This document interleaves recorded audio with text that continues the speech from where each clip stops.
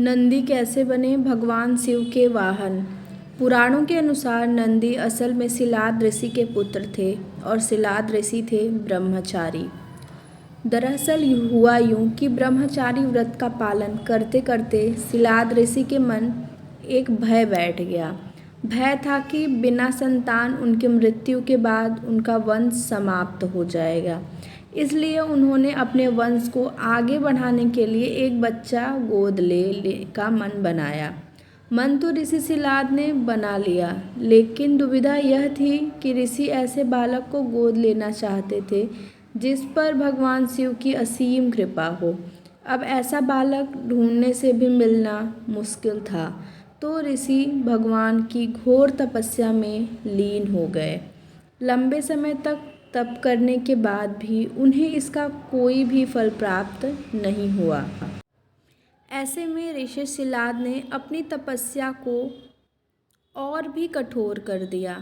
काफ़ी समय के कठोर तप के बाद आखिर भगवान शिव प्रसन्न हुए और उन्होंने ऋषि सिलाद को दर्शन दिए। भगवान शिव ने सिलाद ऋषि से कहा, मांगो, क्या वर मांगना चाहते हो। ऋषि सिलाद ने अपनी कामना भगवान शिव से जाहिर की।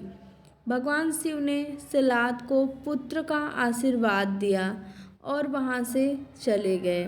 अगले ही दिन जब ऋषि सिलाद पास के खेतों से गुजर रहे थे तो उन्हें वहाँ एक नवजात बच्चा मिला।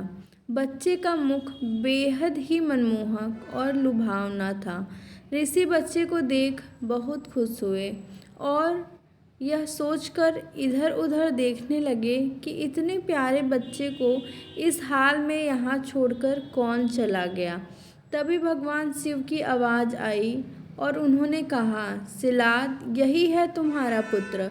अब तो ऋषि सिलाद की प्रसन्नता का कोई ठिकाना ही नहीं था। वह उसे अपने साथ अपने घर ले आए और उसका लालन पालन करने लगे। देखते देखते नंदी बड़ा हो गया। एक दिन ऋषि सिलाद के घर दो सन्यासी आए। ऋषि सिलाद की आज्ञा से नंदी ने दोनों सन्यासियों का खूब आदर सत्कार किया, उन्हें भोजन कराया। ऋषि सिलाद के घर मिले इस सेवा भाव से दोनों सन्यासी अत्यधिक प्रसन्न हुए। उन्होंने ऋषि सिलाद को दीर्घायु का आशीर्वाद दिया, लेकिन नंदी, जिसने उनकी इतनी मन से सेवा की थी, उसके लिए एक शब्द भी नहीं कहा। सन्यासियों द्वारा ऐसा किए जाने पर ऋषि सिलाद को आश्चर्य हुआ।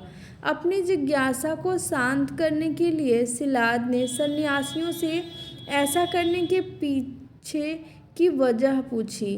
तब सन्यासियों ने बताया कि आपके इस पुत्र की आयु बहुत कम है, इसलिए हमने इसे कोई आशीर्वाद नहीं दिया। नंदी ने सन्यासियों की यह बात सुन ली।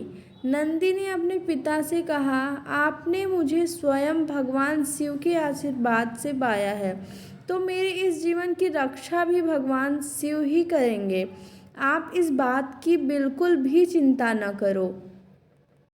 इतना कहते हुए नंदी भगवान शिव की आराधना में लग जाते हैं।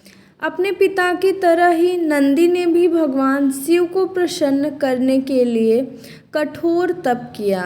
फलस्वरूप भगवान शिव प्रसन्न हुए और नंदी को बैल का मुख देकर अपना सबसे प्रिय और वाहक बनाया। इस प्रकार नंदी भगवान शिव के सबसे प्रिय वाहन बने और समाज में उन्हें पूजनीय स्थान भी मिला। यही वजह है कि भगवान शिव की आराधना से पूर्व उनके प्रिय नंदी की पूजा की जाती है। ओम नमः शिवाय।